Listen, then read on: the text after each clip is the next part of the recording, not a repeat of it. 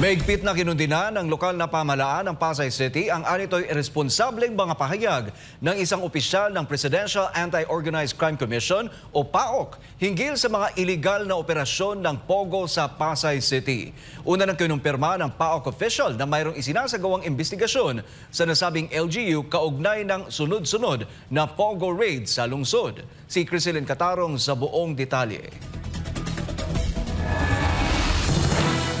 Iniimbestigahan na ng PAOC katuwang ang Department of Justice at Department of the Interior and Local Government ang posibleng culpability o criminal liability ng mga opisyal ng lokal na pamahalaan ng Pasay City. Kaugnay ito sa iligal na operasyon ng Philippine Offshore Gaming Operators o POGO sa lungsod.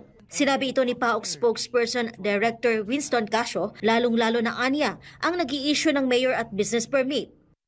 Although the local chief of police has always been with us in the fight against illegal POGO, but we're taking a look at the possible culpability, criminal liability of LGU officials, primarily those in the issuances of the mayor's permit, the BPLO certificates, the business permit, so to speak.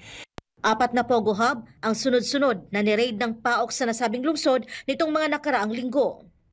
The very first raid that we conducted was SKK Revendel, that was in P. Zamora. The second was Sunyu One Technology, that is in corner FB Harrison and William Street, also in Pasay.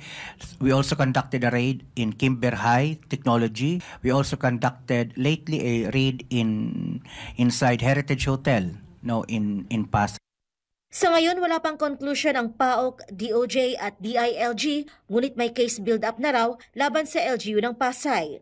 May sagot naman dito ang lokal na pamahalaan ng Pasay City. Sa inilabas na statement nitong Huwebes, mahigpit na kinokondena ng lokal na pamahalaan ang anito'y mga irresponsableng pahayag ni Director Casio. Hindi raw ito makatarungan at sumisira pa raw sa reputasyon ng mga opisyal ng lungsod. Sinabi naman ni Pasay City Mayor Imelda Emi Calixto Rubiano na ang lokal na pamahalaan ay nagpatupad na at patuloy na magpapatupad ng mga mahihigpit na hakbang para masugpo ang operasyon ng POGO sa kanilang mga nasasakupan.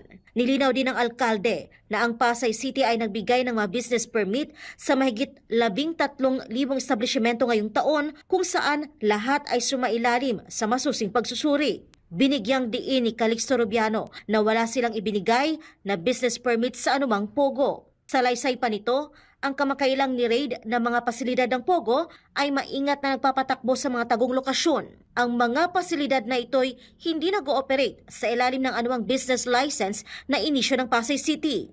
Sa huli, iginiit ng alkalde na ang Pasay City ay may zero tolerance policy sa mga operasyon ng POGO at bawal anya ang POGO sa kanilang lungsod.